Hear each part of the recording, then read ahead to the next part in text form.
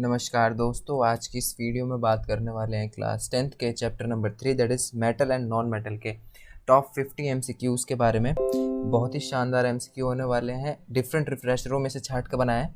ठीक है, तो इस वीडियो को एंड तक अगर आप देख लेते हैं तो ये चैप्टर बिल्कुल क्लियर हो जाएगा आपके लिए। सही है, देखते हैं पहला क्वेश्चन क्या है इसका। Which of the given properties is generally not shown by metals. ठीक है, ऑप्शन नंबर ए है electrical conduction, B is sonorous in nature, C is dullness and D is ductility. तो इसका करेक्ट आंसर होगा option number C, that is dullness. क्या होता है, metal जो होते हैं वो लस्ट्रस होते हैं, लस्ट्रस मीन्स शाइनिंग होते हैं। ठीक है, तो डल तो होते ही नहीं है, तो option number C is correct. अगला देखते हैं, the ability of metal to be drawn into thin wire is also is known as ductility, malleability, sonority and conductivity. अच्छा, तो ability of metal to drawn into thin wire में convert हो जाने की property जो है मेटल की, उसको हम लोग बोलते हैं डक्टिलिटी, है ना, डक्टिलिटी बोलते हैं। तो ऑप्शन नंबर ए जो है वो करेक्ट हो जाएगा। और मेलिबिलिटी होता है थिन शीट में कन्वर्ट हो जाने वाली प्रॉपर्टी को बोलते हैं मेलिबिलिटी। ठीक है, अगला देखते हैं question number 3। Aluminium is used for making cooking utensils, which of the following properties of aluminium are responsible for the same. अच्छा, क्वेश्चन में हमसे इन्होंने पूछा है कि एल्यूमिनियम ऐसा मेटल है जिससे हम लोग यूटेंसिल्स बनाते हैं, तो उसकी क्या प्रॉपर्टी है जिसकी वजह से हम लोग उसको यूटेंसिल बनाने में यूज़ कर रहे हैं। ठीक है, तो ऑप्शन दे रखा है हमको good thermal conductivity, good electrical conductivity, ductility और हाई मेल्टिंग पॉइंट। ठीक है, तो यूटेंसिल्स के कंसर्न में अपना ऑप्शन नंबर ए जो है गुड थर्मल कंडक्टिविटी और हाई मेल्टिंग पॉइंट, ये दोनों ऑप्शन करेक्ट हैं। तो यहाँ पे ऑप्शन नंबर डी जो है वो करेक्ट हो जाएगा। ठीक है, क्वेश्चन में पूछा अपना सिंपल यही है कि इसको एल्यूमिनियम को हम लोग क्यों यूज़ करते हैं यूटेंसिल्स के बनाने में। सही है, तो इसके ऑप्शन नंबर डी सही हो जाएगा। क्वेश्चन नंबर 4 देखते हैं, which one of the given metal does not react with cold as well as hot water. अच्छा ठीक है, ऑप्शन दे रखा है अपने को सोडियम, कैल्शियम, मैग्नीशियम और आयरन। ठीक है, तो इसका करेक्ट आंसर हो जाएगा अपना आयरन। आयरन जो है वो रिएक्ट नहीं करता कोल्ड वाटर से भी और हॉट वाटर से भी। ठीक है, तो ऑप्शन नंबर क्वेश्चन नंबर 4 का option number D is correct, FE। अगला देखते हैं, इंपॉर्टेंट क्वेश्चन है ये, बिल्कुल ध्यान रखना है इसका। अगला देखते हैं, which of the given oxides of iron would be obtained on prolonged reaction of iron with steam. अच्छा ठीक है, प्रोलॉन्ग मतलब काफ़ी देर तक रिएक्शन जब हम लोग कराएंगे आयरन की स्टीम के साथ, तो हमारे पास आता है Fe3O4। बहुत ही इंपॉर्टेंट क्वेश्चन है, हर बार आता है ये, Fe3O4 इसका करेक्ट आंसर होगा। ठीक है, ऑप्शन नंबर सी। अगला देखते हैं question number 6, what happens when a calcium is treated with water. अच्छा ठीक है, it does not react with water, it reacts violently with water, it reacts less violently with water, और bubbles of the hydrogen gas formed stick to the surface of calcium. ठीक है, तो इसमें जो है ना अपना ऑप्शन नंबर सी, एक तो ये करेक्ट है कि जो वाटर के साथ रिएक्शन होता है ना कैल्शियम का, वो बहुत ही लेस वॉलेंट होता है, मतलब कि बहुत स्लो होता है, ज़्यादा विगरस नहीं होता है। ठीक है, और ऑप्शन नंबर डी जो है उसमें क्या दे रखा है, bubbles of hydrogen gas formed stick to the surface of calcium. ठीक है, तो हाइड्रोजन जो गैस इवॉल्व होती है रिएक्शन में, वो उसके बबल्स फॉर्म होते हैं और वो बबल्स कैल्शियम के सरफेस से अटैच हो जाते हैं। ठीक है, तो ये दोनों ऑप्शन जो है अपना ऑप्शन नंबर सी और ऑप्शन नंबर डी करेक्ट हो जाएंगे। तो इसके लिए करेक्ट ऑप्शन होगा अपना option number C, D, option number D correct होगा ये। ठीक है, बहुत ही इंपॉर्टेंट क्वेश्चन था ये वाला भी। अगला देखते हैं question number 7, generally metals react with acids to give salt and hydrogen gas, which of the given acids does not give hydrogen gas on reacting with metal except manganese and magnesium। पहला option है H2SO4, second is HCl, third one is nitric acid and the fourth is all of these. तो H2SO4 तो hydrogen gas evolve कर देता है, कोई दिक्कत नहीं है। HCl भी हाइड्रोजन गैस रिलीज कर देता है, लेकिन जो ये है HNO3, ये जो है रिएक्शन के टाइम पे हाइड्रोजन गैस इवॉल्व नहीं करता। तो ऑप्शन नंबर सी जो है इस क्वेश्चन के लिए वो करेक्ट हो जाएगा, option number C is correct. अगला देखते हैं question number 8, the composition of aqua regia is. अच्छा, एक्वा रीजिया क्या होता है, इसकी डेफिनेशन बिल्कुल पूछते हैं, बहुत ही इंपॉर्टेंट क्वेश्चन ये वाला, सही है ना, यही देंगे आपको MCQ में। देखते हैं इसका क्या होता है definition, a mixture of concentrated nitric acid and hydrochloric acid. अच्छा ठीक है, एक्वा रीजिया क्या होता है, mixture of concentrated nitric acid and hydrochloric acid, यही लिख के आना है अगर आपसे क्वेश्चन पूछ लिया। और क्या लिखा है, it is highly corrosive liquid able to attack gold and other resistant substances. ठीक है, अगर इस मिक्सचर में हमने गोल्ड जो मेटल होता है उसको रख दिया तो वो डिसॉल्व हो जाएगा, अच्छा, अब इसका क्वेश्चन जो आपको दे रखा है, the composition of aqua regia is, composition पूछा है, तो ऑप्शन दे रखा है डाइल्यूट HCl, डाइल्यूट HNO3। तो हमको यहाँ से साफ पता चल रहा है कंसनट्रेटेड नाइट्रिक एसिड और हाइड्रोक्लोरिक एसिड का ये होता है मिक्सचर। तो कंसनट्रेटेड HCl और कंसनट्रेटेड नाइट्रिक एसिड, है ना। तो ऑप्शन नंबर सी जो हो जाएगा इसके लिए वो करेक्ट होगा। Option number C is correct for question number 8। सही है। अगला देखते हैं, which of the following are not ionic compound. अच्छा, इनमें से कौन से आयनिक कंपाउंड्स नहीं हैं, ठीक है। क्या है, पहला ऑप्शन KCl, HCl, CCl4 और NaCl। अच्छा ठीक है, तो इसमें से जो CCl4 है ये तो कोवेलेंट कंपाउंड है, और जो HCl है ये भी कोवेलेंट कंपाउंड है।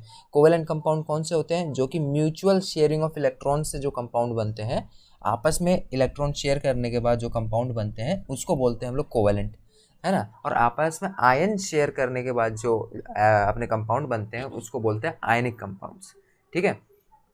तो ऑप्शन नंबर बी और सी दोनों ही करेक्ट होगा, तो इसके लिए अपना ऑप्शन कौन सा हो जाएगा, B. Option number B is correct for question number 9। Important question था, ये आ सकता है बिल्कुल। अगला देखते हैं, which of the given properties is not generally exhibited by ionic compounds. अच्छा ठीक है, solubility in water, electrical conductivity in solid state, high melting and boiling point, और electrical conductivity in molten state. अच्छा, जो आयनिक कंपाउंड्स होते हैं, ionic compounds वो क्या होते हैं, सॉल्युबल तो होते हैं, बिल्कुल सही है। और क्या दे रखा है, इलेक्ट्रिकल, बिल्कुल कंडक्टिविटी शो करते हैं मॉडर्न स्टेट में, और मेल्टिंग और बॉइलिंग पॉइंट हाई होता है। ये तीनों ऑप्शन आयनिक कंपाउंड के लिए सही है, लेकिन जो ये वाला है option number B, electrical conductivity in solid state, तो ये गलत है। Ionic compound electrical conductivity show नहीं करते सॉलिड स्टेट में, ठीक है। तो ऑप्शन नंबर बी जो है वो इस क्वेश्चन के लिए करेक्ट होगा, क्वेश्चन नंबर 10 के लिए। देखते हैं अगला क्वेश्चन अपना, which of the following metal exist in the native state in nature. Option दे रखा है कॉपर, गोल्ड, जिंक और सिल्वर। तो जो ये गोल्ड है और ये जो सिल्वर है ये दोनों नेटिव स्टेट में मिल जाते हैं अपने, नेटिव स्टेट मतलब कि एज इट इज़ मिल जाते हैं नेचर में, है ना। तो क्वेश्चन नंबर 11 के लिए अपना option number B and D both are correct. तो option number C is correct for question number 11। ये क्वेश्चन पूछा जाता है हर बार, नेटिव स्टेट में कौन से मेटल्स हमको मिलते हैं, है ना। तो ये क्वेश्चन इंपॉर्टेंट था। क्वेश्चन नंबर 12 देखते हैं, metals are refined by using different methods. बिल्कुल, which of the following metals are refined by electrolytic refining. अच्छा ठीक है, ऑप्शन दे रखे हैं अपने को गोल्ड, कॉपर, सोडियम और पोटेशियम। इनमें से कौन से मेटल्स इलेक्ट्रोलाइटिक रिफाइनिंग जो प्रोसेस होता है उससे रिफाइंड होते हैं, है ना। तो क्या ऑप्शन दे रखे हैं, गोल्ड, कॉपर और अपना सोडियम और पोटेशियम। तो जो सोडियम और पोटेशियम है ये दोनों ही इलेक्ट्रोलाइटिक रिफाइनिंग के प्रोसेस से रिफाइंड होते हैं, सही है। तो ऑप्शन नंबर सी और डी बोथ आर करेक्ट, मतलब कि option number D is correct for question number 12, ठीक है। ये क्वेश्चन भी इंपॉर्टेंट बिल्कुल आ सकता है। क्वेश्चन नंबर 13 देखते हैं, silver articles becomes black on prolonged exposure to air, this is due to the formation of Ag3n, Ag2O, Ag2S और Ag2S एंड Ag3n। अच्छा, क्या होता है ना, सिल्वर आर्टिकल के ऊपर ये जो होता है सिल्वर सल्फाइड, है ना, इसकी लेयर बन जाती है Ag2S की। इस लेयर की बनने की वजह से जो सिल्वर आर्टिकल्स जो शाइनी होते हैं वो कन्वर्ट हो जाते हैं ब्लैक कलर में, है ना, जब एयर में उनको ज़्यादा देर तक रखते हैं। वो होता है इसकी वजह से, केवल Ag2S के फॉर्मेशन की वजह से, सिल्वर सल्फाइड की वजह से, है ना। अगला देखते हैं, galvanization is the method of protecting iron from rusting by coating with a thin layer of gallium, aluminium, zinc and silver, ठीक है। तो मेटल को प्रोटेक्ट करने के लिए गैल्वेनाइजेशन बहुत ही इंपॉर्टेंट मेथड है। ये क्वेश्चन में हर बार आता है, क्वेश्चन पेपर में आपको हर बार दिखेगा। तो इसका जो करेक्ट आंसर होगा वो जिंक मेटल को यूज़ करते हैं गैल्वेनाइजेशन प्रोसेस में, है ना। तो क्वेश्चन नंबर 15 देखते हैं अपना, stainless steel is very useful material for our life. बहुत ही सही बात है, क्वेश्चन में पूछ सकते हैं, स्टेनलेस स्टील की प्रॉपर्टीज़ भी पूछ सकते हैं आपसे। तो स्टेनलेस स्टील जो होता है अपना वो हार्ड होता है, स्ट्रॉन्ग होता है ना। तो ये सब ऐसा लिखना पड़ेगा आपको, प्रॉपर्टीज़ पूछ लेता है अगर। तो क्या लिखा है, in stainless steel is very useful material for our life, in stainless steel iron is mixed with. अच्छा ठीक है, इसका कंस्टिट्यूएंट पूछ रहा है हमसे। तो आयरन के अलावा क्या क्या होता है, निकल या क्रोमियम, कॉपर या क्रोमियम, निकल या कॉपर या गोल्ड। तो इसका जो करेक्ट आंसर है वो ऑप्शन नंबर ए है, निकल और क्रोमियम आयरन के साथ मिलके स्टेनलेस स्टील बनाते हैं। क्वेश्चन नंबर 16 है अपना, if copper is kept open in air it slowly loses its shining brown surface and gains a green coating, it is due to the formation of copper sulphate, copper carbonate, copper nitrate या फिर copper oxide. तो इसका बहुत ही clear answer होगा copper carbonate की formation की वजह से जो शाइनी ब्राउन सरफेस जो होती है ना अपनी कॉपर आर्टिकल्स की, है ना, वो कन्वर्ट हो जाती है ग्रीन कलर्ड सरफेस में, है ना। तो इसी वजह से होता है कॉपर कार्बोनेट की लेयर बनने की वजह से ग्रीन कोटिंग हो जाती है शाइनी ब्राउन सरफेस के ऊपर। क्वेश्चन नंबर 17 है, generally metals are solid in nature, which one of the given metals is found in liquid state at room temperature. बहुत ही इंपॉर्टेंट क्वेश्चन है, 7 स्टार क्वेश्चन है ना, हर बार मिलेगा आपको। इसका एक रटा रटाया आंसर आता है मरकरी। मरकरी जो एकमात्र मेटल है वो रूम टेम्परेचर पे लिक्विड स्टेट में मिलता है ना, और सभी मेटल जो होते हैं इसके अलावा सब सॉलिड स्टेट में मिलेंगे आपको, है ना। आगे देखते हैं अपने को question number 18, which of the given metals are obtained by the electrolysis of their chlorides in molten states. अच्छा ठीक है, वापस वही प्रोसेस आ गया अपने इलेक्ट्रोलाइसिस वाला। देखते हैं ऑप्शन क्या दे रखा है, सोडियम, कैल्शियम, आयरन या फिर कॉपर। ठीक है, तो इसमें जो हमको पता है कि सोडियम को तो हम लोग उसके क्लोराइड से एक्सट्रैक्ट कर सकते हैं through the process of electrolysis, है ना। और इसके अलावा हम लोग एक्सट्रैक्ट कर सकते हैं अपना ये जो है ना ये कैल्शियम को भी हम लोग उसके क्लोराइड से एक्सट्रैक्ट कर सकते हैं। तो दोनों जो ऑप्शन है ए और बी दोनों ही करेक्ट हो जाएंगे। तो ऐसा कौन सा ऑप्शन है इसमें, डी ऑप्शन है। तो डी ऑप्शन क्वेश्चन नंबर 18 के लिए करेक्ट हो जाएगा। सही है, बात क्लियर है ना। अगला देखते हैं question number 19, generally non metals are not lustrous. बिल्कुल, which of the given non metal is lustrous, ये भी एक्सेप्शन है, 7 स्टार क्वेश्चन है। सल्फर, ऑक्सीजन, नाइट्रोजन, आयोडीन, चारों के चारों नॉन मेटल हैं। इनमें से कौन सा नॉन मेटल लस्ट्रस है, लस्ट्रेंस मीन्स शाइनिंग जो है ना। तो इसमें से जो ऑप्शन नंबर डी है आयोडीन जो है वो शाइनिंग होता है। तो option number D is correct. Question number 19 के लिए option number D is correct. अगला देखते हैं question number 20, which one of the given 4 metals would be displaced from the solution of its salt by other 3 metals। अच्छा ठीक है, ऐसा question मिल जाए तो सबसे पहले उस मेटल को आइडेंटिफाई कीजिए जो कि सबसे कम रिएक्टिव है। तो मैग्नीशियम, सिल्वर, जिंक और कॉपर में से सबसे कमज़ोर अपना मेटल जो है वो सिल्वर है। तो सिल्वर के सॉल्ट सॉल्यूशन में से ये तीनों जो है ना, ये तीनों मेटल बचे हुए मैग्नीशियम, जिंक और कॉपर, ये तीनों आराम से इसके सॉल्ट सॉल्यूशन से इसको डिस्प्लेस कर देंगे, है ना, और खुद अपनी जगह बना लेंगे वहाँ पे। तो जो इसका करेक्ट आंसर होगा वो होगा option number B, AG, silver is correct answer. Question number 21 देखते हैं, ये इंपॉर्टेंट क्वेश्चन है, ये बिल्कुल आ सकता है। 2 ml each of concentrated HCl HNO3 and a mixture of concentrated HCl and concentrated HNO3 in the ratio of 3:1। अच्छा, ये हमने अभी पढ़ा था, एक्वा रीजिया होता है ये, है ना, एक्वा रीजिया। देखते हैं, were taken in the test tube labelled as A, B and C। A small piece of metal was put in each test tube. No change occurred in the test tube A and B, but the metal got dissolved in test tube C respectively. The metal could be, अच्छा ठीक है, हमने अभी थोड़ी देर पहले बात की थी, अगर हम लोग गोल्ड को एक्वा रीजिया में रखते हैं तो वो कुछ ही टाइम में डिसॉल्व हो जाएगा। तो इसमें भी क्वेश्चन में यही पूछा है कि कौन सा मेटल ऐसा है जो कि डिसॉल्व हो जाएगा एक्वा रीजिया में, है ना। तो ऑप्शन नंबर जो अपना बी है गोल्ड के लिए, है ना। तो AU जो होता है वो गोल्ड होता है, और B option is correct for question number 21। Gold जो है वो डिसॉल्व हो जाता है एक्वा रीजिया में। बहुत ही इंपॉर्टेंट क्वेश्चन है, ध्यान रखिएगा इसको। क्वेश्चन नंबर 22 है, N alloy is an element, a compound, homogeneous mixture और हेट्रोजीनियस मिक्सचर। तो ये तो सबको पता है, होमोजीनियस मिक्सचर होता है एलॉय। तो option number C is correct. आसान सा क्वेश्चन है, ज़्यादा हार्ड नहीं, कोई दिक्कत नहीं है। An electrolytic cell consist of positively charge cathode, negatively charge anode, positively charge anode और नेगेटिवली चार्ज कैथोड। तो ये भी सबको पता ही होता है, इलेक्ट्रोलाइटिक सेल में पॉजिटिवली चार्ज जो होता है वो एनोड होता है और नेगेटिवली चार्ज अपना कैथोड होता है ना। तो ऑप्शन नंबर सी और डी दोनों ही करेक्ट हो जाएंगे। तो ऑप्शन नंबर जो बी है ये वाला अपना, ये ऑप्शन नंबर बी ये करेक्ट है अपना क्वेश्चन नंबर 23 के लिए। क्वेश्चन नंबर 24 देखते हैं, during electrolytic refining of zinc it gets. अच्छा, जिंक जो है वो होता है पॉजिटिवली चार्ज्ड। तो पॉजिटिवली चार्ज वाला कहाँ पे जाएगा, नेगेटिवली चार्ज इलेक्ट्रोड के पास। तो नेगेटिवली चार्ज क्या होता है, कैथोड। तो कैथोड के पास चल जाएगा। ये क्या है option number A, deposited on cathode. बिल्कुल यही सही है, option number A is correct for question number 24। आसान सा था, ज़्यादा कोई दिक्कत नहीं है। क्वेश्चन नंबर 25 देखते हैं, an element A is a soft and can be cut with knife. This is a very reactive to air and can not be kept open in air. It reacts vigorously with water. Identify the element. Option number A है Mg, Na, P, phosphorus और calcium, ठीक है।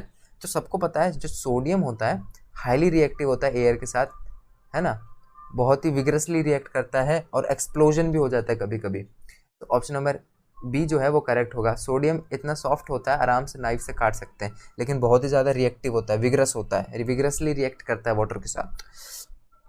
तो option number B is correct. Important question है बिल्कुल। Question number 26 देखते हैं। Alloys are homogeneous mixture of metal with a metal और non metal, which among the given alloy contain non metal as one of its constituent. अच्छा ठीक है। अच्छा तो हमसे पूछा है इसमें कि ऐसा कौन सा इसमें से नॉन मेटल है, ऐसा कौन सा एलॉय है इसमें से जिसमें नॉन मेटल उसका एक पार्ट है, कंस्टिट्यूएंट है। तो ब्रास जो है इसमें तो मेटल ही होते हैं, ब्रॉन्ज में मेटल ही होते हैं, अमलगम में मरकरी वगैरह होता है। स्टील जो है इसमें नॉन मेटल होता है। इसमें क्या होता है, एक तो आयरन होता है और इसके साथ कार्बन होता है ना। तो कार्बन जो है वो नॉन मेटल है, तो इसकी वजह से steel is the correct answer, है ना। क्वेश्चन नंबर 26 के लिए option number D is correct. Which among of the given statement is incorrect for magnesium metal. अच्छा मैग्नीशियम मेटल के लिए कौन सा स्टेटमेंट इज इनकरेक्ट। इनकरेक्ट बिल्कुल इस पर ध्यान देना, इनकरेक्ट लिखा है यहाँ पे, करेक्ट नहीं, ठीक है ना, इंपॉर्टेंट है ये। It burns in oxygen with dazzling white flame, बिल्कुल करेक्ट है। It react with cold water to form magnesium oxide and evolve hydrogen gas. तो ये वाला स्टेटमेंट बिल्कुल पूरी तरह से गलत है। कोल्ड वाटर के साथ रिएक्ट नहीं करता, है ना, वो हॉट वाटर के साथ रिएक्ट करेगा या फिर स्टीम के साथ रिएक्ट करेगा। कोल्ड वाटर के साथ मैग्नीशियम कभी रिएक्ट नहीं करता। तो ऑप्शन नंबर बी इस क्वेश्चन के लिए करेक्ट हो जाएगा। Option number B is correct. Question number 28 दे रखा है। Which among the given alloys contain mercury as one of its constituent. अच्छा पहला ऑप्शन है stainless steel, alnico, solder and zinc amalgam. अच्छा जहाँ पे भी किसी भी एलॉय के नाम के पीछे अगर आपको अमलगम दिख गया तो समझ जाइएगा उसके अंदर मरकरी है ही सही, 100% मरकरी प्रेजेंट है। ऑप्शन नंबर डी जो है वो करेक्ट हो जाएगा इसके लिए। आसान सा क्वेश्चन है, इंपॉर्टेंट है लेकिन। क्वेश्चन नंबर 29 देखते हैं। Reaction between X and Y forms compound Z, X loses electron. अच्छा एक्स लूज कर रहा है इलेक्ट्रॉन मतलब कि ये कैटायन होगा, वाई गेन्स इलेक्ट्रॉन मतलब कि ये क्या होगा, anion. Which of the given properties is not shown bye Z. अच्छा जेड जो होगा वो होगा आयनिक कंपाउंड, है ना। हैज़ हाई मेल्टिंग पॉइंट, बिल्कुल हाई मेल्टिंग पॉइंट होगा। अकर्स एज सॉलिड, बिल्कुल सॉलिड होगा। Conducts electricity in the मॉल्टन state, बिल्कुल करेक्ट है, मॉल्टन स्टेट में इलेक्ट्रिसिटी कंडक्ट करेगा। ऑप्शन नंबर बी जो है हैज़ लो मेल्टिंग पॉइंट, तो ये बिल्कुल गलत है। तो ये वाली जो प्रॉपर्टी है लो मेल्टिंग पॉइंट की वो एग्जिबिट नहीं करेगा कंपाउंड जेड अपना। तो option number B is correct for question number 29, ठीक है ना, क्लियर है आपको। अगला देखते हैं question number 30। The electronic configuration of 3 elements X Y and Z are, X का है अपना 2 और 8, मतलब तो कंप्लीट हो गया, है ना, इनर्ट गैस कन्फिग्रेशन हो गया। तो इसमें इसका तो आउटर मोस्ट शेल कंप्लीट है, तो मतलब ये नियॉन है अपना, ये नियॉन है ना, ये अपना नियॉन है। इसके पास टोटल इलेक्ट्रॉन्स 8 है, 10 है, तो 10 अपना एटॉमिक नंबर नियॉन का होता है। उसके बाद क्या है वाई में क्या दे रखा है 287, ये तो क्लोरीन का इलेक्ट्रॉनिक कन्फिग्रेशन है। और 282 जो है वो मैग्नीशियम का है, ठीक है। तो जेड जो होगा वो मेटल है, एक्स जो होगा अपना वो एक इनर्ट गैस है, और वाई जो है वो है अपना हेलोजन मतलब कि नॉन मेटल। तो ऑप्शन नंबर डी जो है ना इसके लिए Y is a non metal, बिल्कुल करेक्ट है, और Z is a metal. Option number D is correct. अगला देखते हैं question number 31। Although metals form basic oxides, which of the given metals form amphoteric oxide। अच्छा एम्फोटेरिक ऑक्साइड्स वो oxides होते हैं जो कि acid as well as base की तरह बिहेव करें, है ना। तो इसके लिए एक फेमस मेटल है, उसका नाम है एल्यूमिनियम, वो एम्फोटेरिक ऑक्साइड्स बनाते हैं, है ना। तो इसका लिए एक ही आंसर है, परमानेंट आंसर एल्यूमिनियम। एल्यूमिनियम जो है वो एम्फोटेरिक ऑक्साइड्स बनाता है। आगे देखते हैं। Generally non metals are not conductors of electricity, which of the given is a good conductor of electricity. अच्छा क्वेश्चन नंबर 32 के लिए भी एक आंसर जो है जो कि एक्सेप्शन है। ग्राफाइट जो है इज अ नॉन मेटल, लेकिन ये क्या होता है, कंडक्ट करता है इलेक्ट्रिसिटी, तो इसलिए ये एक्सेप्शन है। Graphite is a non metal but instead of having a properties of non metal it conducts electricity, it is a good conductor of electricity. Question number 33 है। Electrical wires having a coating of insulating material, the material generally used is sulphur, graphite, PVC and all can be used. तो इसका एक fixed answer होता है polyvinyl chloride, मतलब कि PVC. Option number C is correct. PVC को हम लोग यूज़ करते हैं वायर की कोटिंग्स में, तो option number C is correct. Question number 34 है, which of the given non metal is a liquid. ये भी एक्सेप्शन है, ऐसा कौन सा नॉन मेटल है जो कि लिक्विड स्टेट में है। तो इसका एक एक्सेप्शन है अपना bromine. Bromine is a non metal, लेकिन ये फिर भी लिक्विड है रूम टेम्परेचर पे। ठीक है, option number B is correct. Which of the given can undergo a chemical reaction. अच्छा, इनमें से कौन सी केमिकल रिएक्शन फिजिबल है जो कि हो सकती है। MgSO4 प्लस Fe, नहीं। Mg is more reactive then Fe। Zn plus Fe, नहीं, ये भी नहीं हो पाएगी। Mg प्लस Pb, नहीं, Mg भी मोर रिएक्टिव है लेड से। CuSO4 और Fe, तो क्या है ना, Fe is more reactive than copper, so it displaces the copper from its salt solution and leads to the formation of iron sulphate. ठीक है, FeSO4 बना देगा। तो ऑप्शन नंबर डी जो है वो करेक्ट है, ये वाली रिएक्शन हो सकती है। अगला देखते हैं क्या लिखा है, which of the given metal is present in the anode mud during the electrolytic refining of copper. ठीक है, एनोड मड में कौन से अपनी इम्प्योरिटीज़ के तौर पे प्रेजेंट होता है कौन सा मेटल। तो इसमें है ऑप्शन अपने सोडियम, एल्यूमिनियम, गोल्ड या फिर आयरन। तो जो गोल्ड है ना वो एनोड मड में इम्प्योरिटी के तौर पे प्रेजेंट रहती है ना। Option number C is correct for question number 30। Question number 37 है अपना, an element reacts with oxygen to give a compound with a high melting point. The compound is soluble in water. The element is likely to be calcium, carbon, iron या फिर silicon. तो बच्चे क्या करते हैं, इसमें सिलिकन वाला जो ऑप्शन है वो उसको करेक्ट करके आते हैं, लेकिन वो बिल्कुल ही गलत होगा। कैल्शियम वाला जो ऑप्शन है ना अपना कैल्शियम, वो बिल्कुल करेक्ट होगा। तो option number A is correct, calcium. Calcium react करता है ऑक्सीजन के साथ और बनाता है कैल्शियम ऑक्साइड। कैल्शियम ऑक्साइड का मेल्टिंग पॉइंट हाई होता है, तो option number A is correct.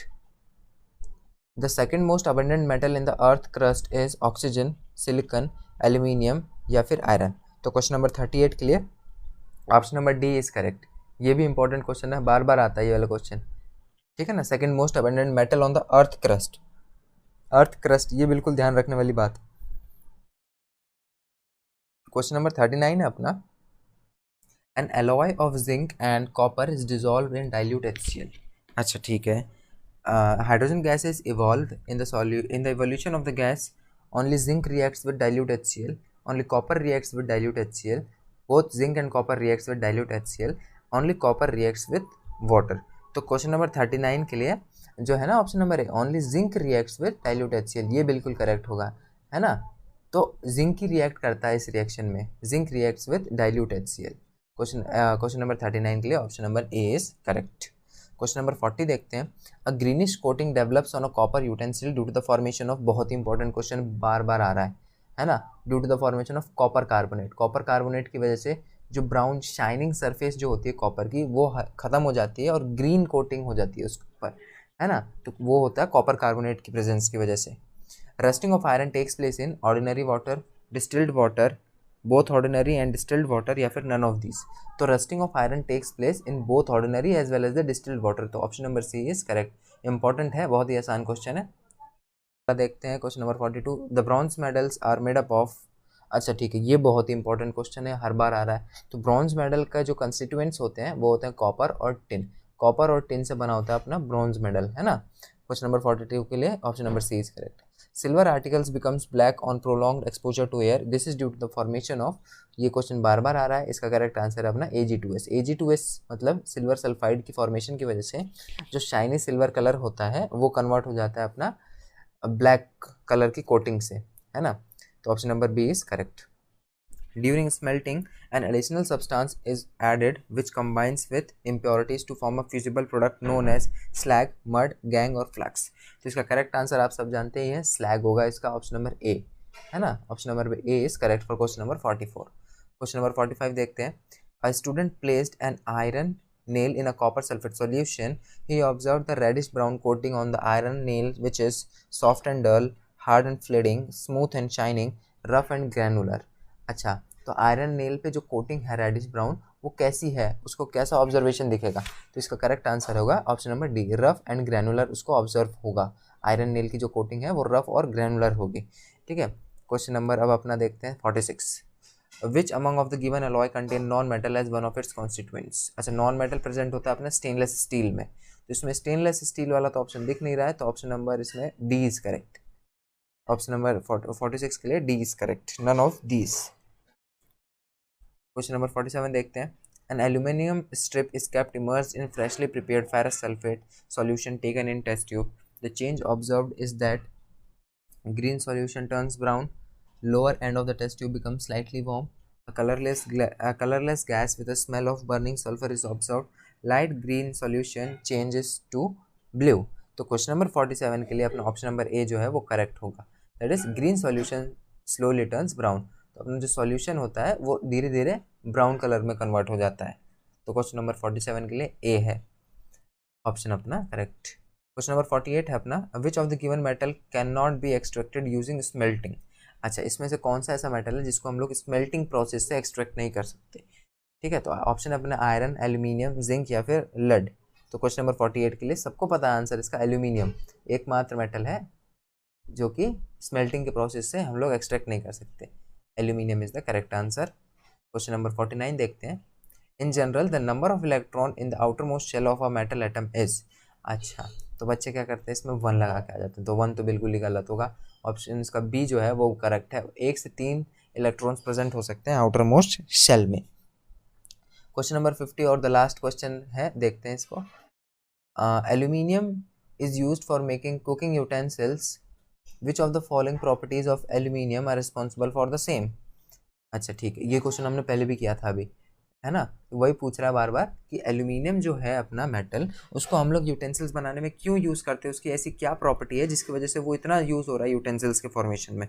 तो हमने देखा था इसका जो गुड थर्मल कंडक्टिविटी वाली प्रॉपर्टी है और जो हाई मेल्टिंग पॉइंट वाली प्रॉपर्टी है, ये दोनों की वजह से इसको यूटेंसिल्स बनाने में यूज़ कर रहे हैं। ठीक है, तो ऑप्शन नंबर ए और डी दोनों ही करेक्ट है, तो ऑप्शन नंबर डी जो है इसके लिए वो करेक्ट हो जाएगा। ठीक है ना दोस्तों, यहाँ पे हमने कर लिया अपने 50 क्वेश्चन, बहुत ही इंपॉर्टेंट क्वेश्चन थे मेटल और नॉन मेटल के। तो ऐसी और वीडियोस आपके सामने आती रहेंगी क्लास 10th के लिए, क्लास 12th के लिए, 11th के लिए। तो हमारे चैनल को सब्सक्राइब ज़रूर करें, है ना।